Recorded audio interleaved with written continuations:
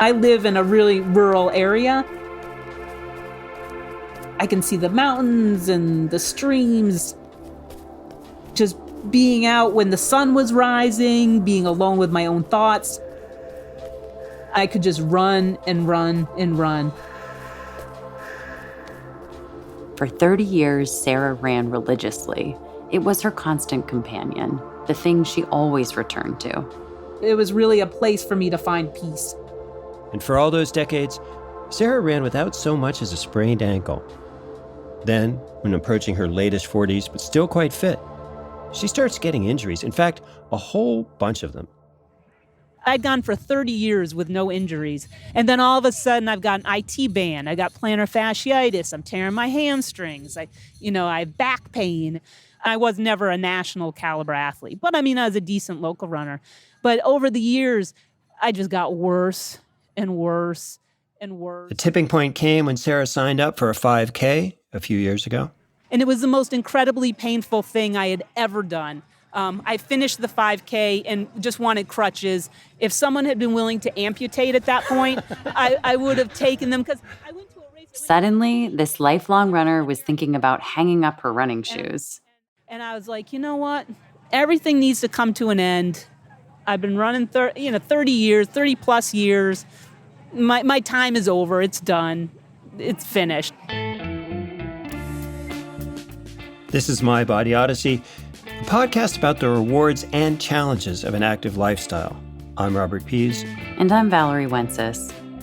Our bodies are always changing. We have days when our bodies feel great, then days when they feel completely broken, and we just want to trade them in for new ones.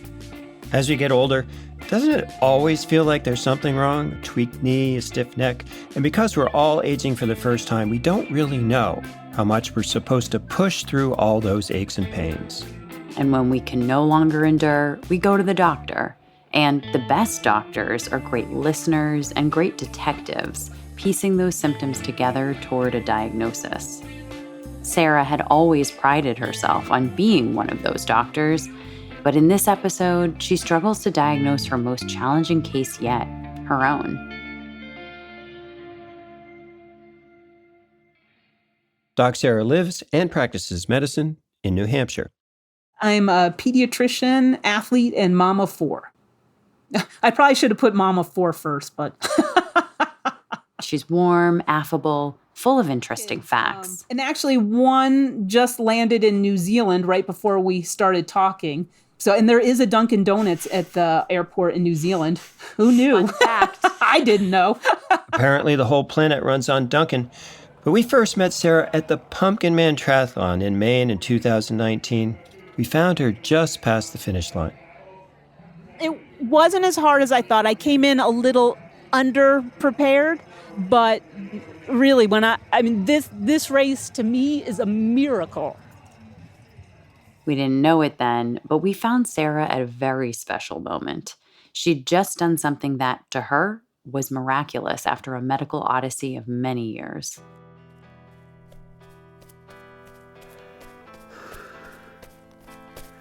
Sarah grew up running, cycling, all kinds of exercise. It was just part of her upbringing. Growing up, we did a lot of exercise, especially with my dad, as far as cycling. We were doing long cycling trips pretty early on. But running was Sarah's main event. She continued to run in high school and college. She says the hardest part of med school was no time to exercise. Over the decades, Sarah used running to decompress, de-stress, and clear her head.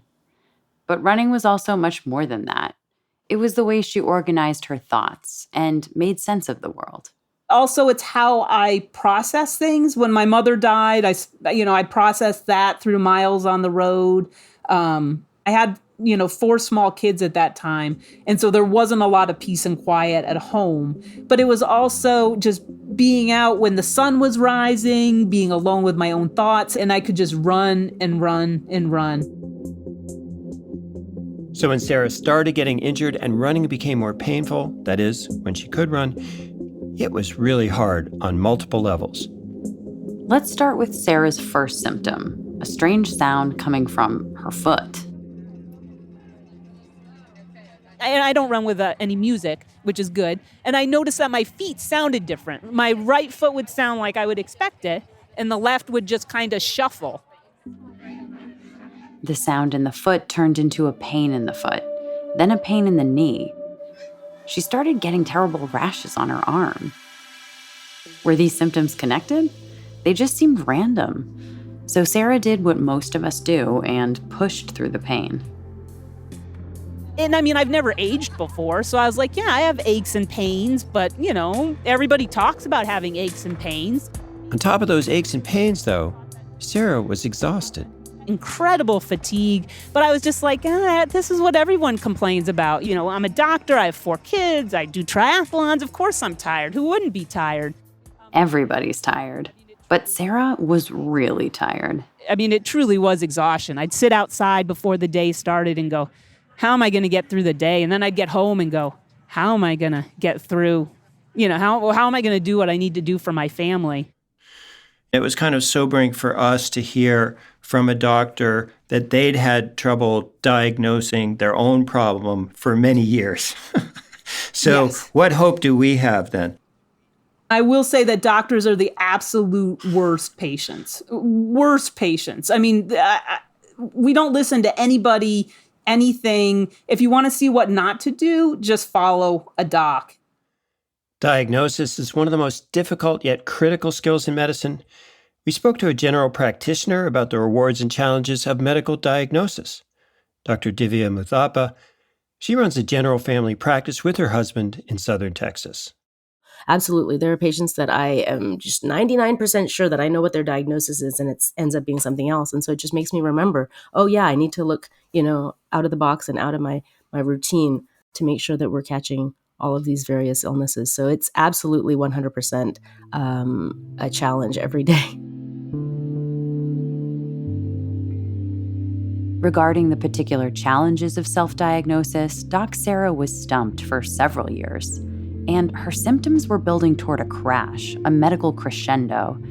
That crescendo arrived at the Disney World Marathon in 2017.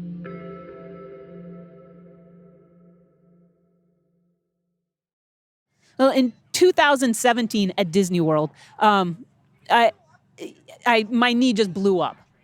My leg just wouldn't move. I wasn't sure, did I have a stroke? What the heck happened? So I did what any good athlete would do, is I went to the expo and looked for a brace that would help me to get my run in. So I was able to do the half marathon, but it wasn't pretty. And then the next day, my knee it really blew up. So I got back home. They drained a ton of fluid off. They put some steroids in and kind of sent me on my way. And they said, this happens sometimes.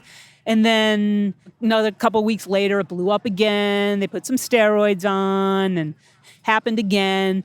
And it was going in the wrong direction. Sarah tried another 5K, the one mentioned earlier, but the pain was unbearable. After that 5K that I did, I was in the pool because that was the only exercise I could really do. No running, no cycling, no hiking in the White Mountains near her home. Finally, I talked with someone that I swim with who has rheumatoid arthritis.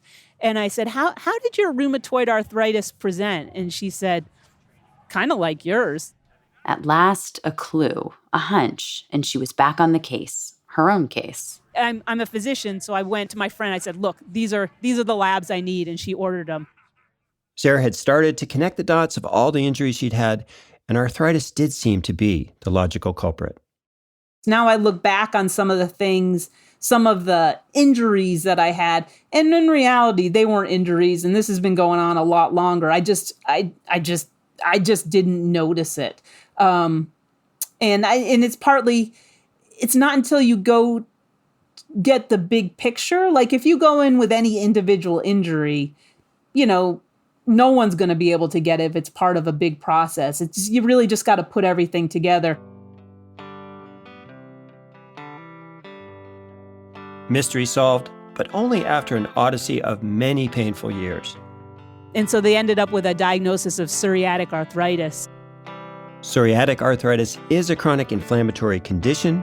Joints, tendons, and ligaments will swell up, particularly in the lower limbs, knees, ankles, toes. It can be incredibly painful. It's also incredibly hard to diagnose. as Sarah herself discovered the hard way. Rheumatology is just tricky. There's endless amount of detective work to do when you're talking about the immune system. So Dr. Jeffrey Sparks is a rheumatologist at Brigham and Women's Hospital in Boston, and also an avid runner. honestly, a lot of rheumatology diseases, in particular psoriatic arthritis, they present insidiously. So this is not like you wake up one day and it's clear things are wrong. It's not like you have chest pain and you're having a heart attack. These are things that unfold often very gradually. It's usually several years that patients had symptoms before they're really diagnosed. So her situation is not that atypical. Which was confirmed by Dr. Muthappa in her experience of diagnosing the many types of arthritis, all driven by autoimmune factors, yet all presenting differently. I think that psoriatic arthritis, of all the types of arthritis, is one of the hardest to diagnose because there's no blood test for it like rheumatoid arthritis. It doesn't typically show up well on x-rays like osteoarthritis. Oftentimes, psoriatic arthritic patients don't actually have psoriasis, which you would assume they do, but they don't always. And so it is definitely difficult. Psoriatic means that the arthritis can cause psoriasis, dry and painful rashes on the skin. Sarah had noticed this, but never connected a rash with the pain in her knees. The next thing Sarah did after those initial tests came back, she found a rheumatologist, a specialist in immune disorders, who took her symptoms and her ambitions seriously. Even that awfully ambitious goal of getting back to marathons when she could barely walk.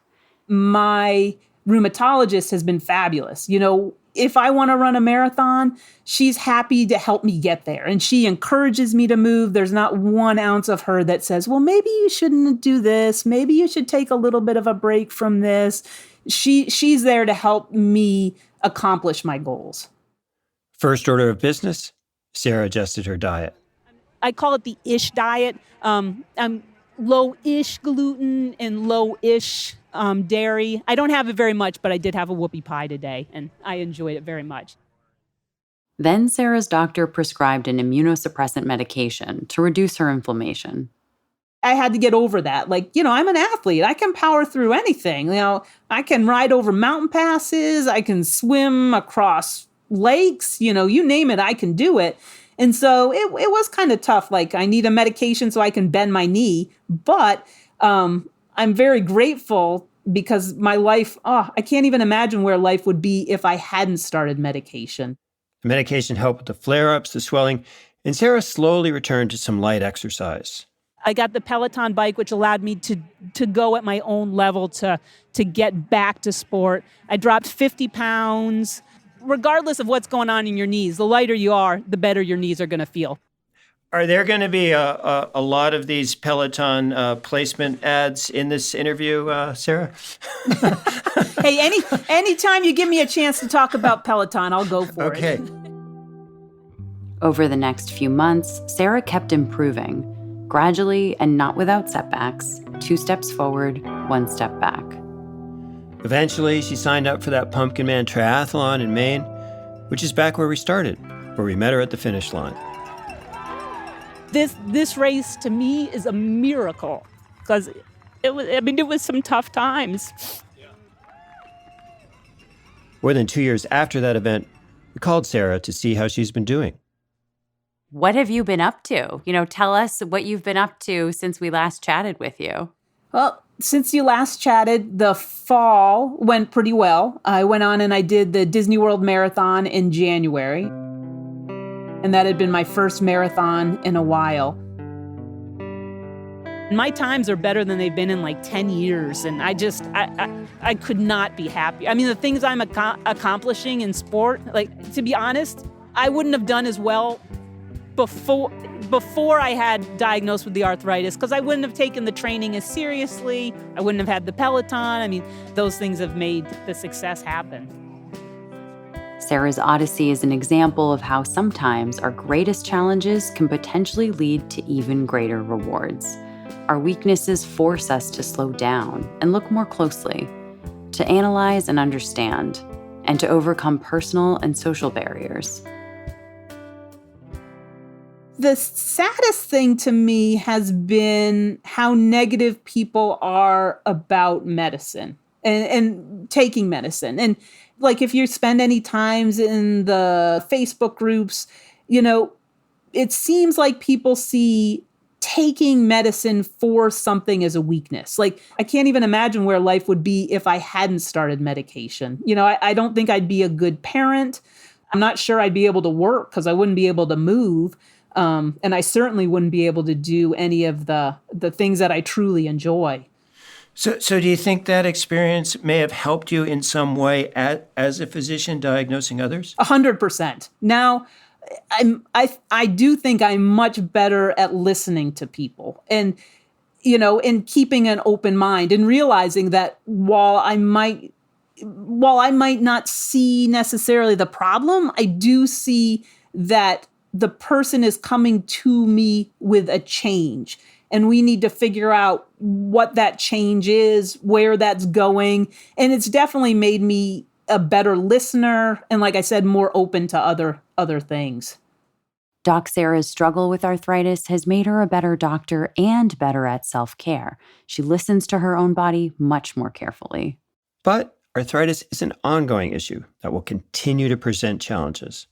Unfortunately, these diseases they're tenacious. Rheumatologist Jeffrey Sparks. And that can be really tough when you've been in a great spot for a while and to kind of feel back to square one. Which means Doc Sarah is going to have to carefully manage her symptoms and her ambitions. Have you had any major flare-ups since last time? Or any other injuries? There was a race this weekend. It was a half marathon on Saturday, a 2-mile run on Sunday. And I trained for the half marathon, although not as well as I should have, I'll be honest. But I did the race, and within 30 seconds of starting, it was just not going to be my day. Like, it was horrible. I felt horrible. It'd been a really stressful day at work on Friday. I didn't get enough sleep, and I just felt bad. And so at mile 9, I decided to call it. And in the old days, like when I was younger, I probably would have sucked it up and just destroyed myself. But nowadays, I'm just like, it's not my day. Hopefully there'll be other half marathons to have. It's not worth, maybe getting an injury, exhausting myself, just kind of really enjoying the process and enjoying where I am. Yeah, well, I think there was a good tagline in there somewhere for a sports company: suck it up and destroy yourself. Yeah. Yeah, that I definitely would have done that in the old days. Doc Sarah, pediatrician, medical detective, and mom of 4. And once again, a runner. Sarah says she's planning on more events this year if her knee will cooperate. But more than that, just enjoying being able to move. I got to get back to it. So it's looking at the racing season. So the White Mountain Tri, maybe running up Loon again, couple other halves, and just having a good time. We'll be checking in on Doc Sarah's Odyssey this fall to see if her return to running improves the underlying arthritis or triggers additional flare-ups or injuries. Because while medication can help manage the symptoms, there's no cure for the underlying condition.